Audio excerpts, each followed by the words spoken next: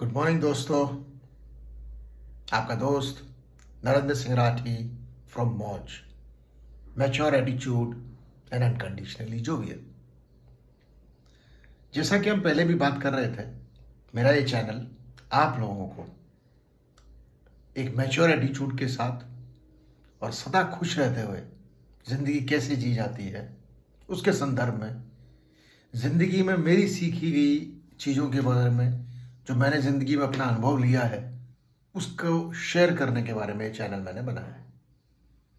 मेरी कोशिश है कि जो मेरे अपने ज्ञान, जो मैंने लगभग 28 साल के अपने मार्केटिंग एक्सपीरियंस से एक बड़े पीएसयू में काम करके सीखा है, वो आप लोगों के साथ साझा करूं। मेरा खुद एक ज़िंदगी जीने का तरीका है जो शायद आप लोगों के काम आए, आप लोगों को एक भरी पूरी ज़िंदगी जीने में मदद करे। यही मेरी कोशिश है।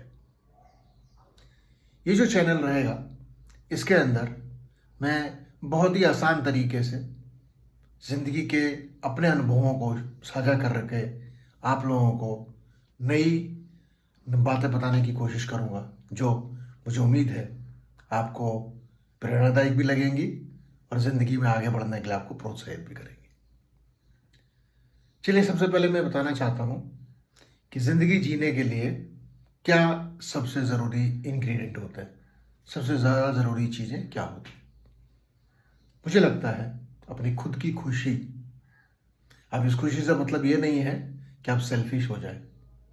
खुद की खुशी से मतलब ये होता है कि आप कोई भी जो काम करें उसको इतना मन लगा के करें कि आपको उसको करने में बहुत सरलता लगे। चीज़ कभी मुश्किल या आसान नहीं होती है।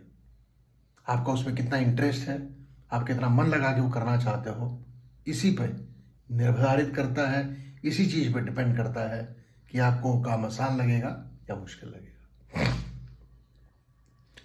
किसी किसी इसका एक अच्छा उदाहरण मैं आपको दे सकता हूँ। किसी को ऐसा लगता है कि मैथ्स कितना मुश्किल सब्जेक्ट है, और दूसरी तरफ कुछ लोगों को मैथ करने में इतना मज़ा आता है कि जिसका कोई अंत ही नहीं है। दूसरी बात, किसी भी काम को जब तक एक लंबे समय तक आप नहीं करते रहेंगे, तब तक आपको उसके अंदर उसको करना आसान आपको महसूस नहीं होगा। किसी भी चीज़ में प्रवीणता लाने के लिए, किसी चीज़ में डिस्टिंक्शन लेके आने के लिए, किसी चीज़ को बहुत अच्छे से जानने के लिए, उस काम को थोड़े एक लंबे समय तक हमें करना पड़ता है। आमतौर पर होता क्या है कि आप कोई भी काम शुरू करते हैं, थोड़े दिनों के लिए उसको करते हैं, उसके बाद उसे छोड़ देते हैं। लेकिन आप ये विश्वास मान के चलिए, कोई भी छोटा बड़ा काम जब तक आप एक लंबे समय अवधि तक उसको नहीं करेंगे, तब तक आप उसमें निपुण नहीं हो पाएंगे। किसी भी चीज़ का अच्छा निचोड़ निकालने के लिए उस चीज़ के साथ लगे रहना, थोड़ा लंबे समय तक लगा रहना आवश्यक है। दूसरी बात, आप जो भी काम कर रहे हैं उसके हो जाने के बाद 2 मिनट उसके ऊपर मनन करें। देखिए, जो आप कर रहे थे उससे किसी को किसी तरह का कोई भी लाभ है क्या?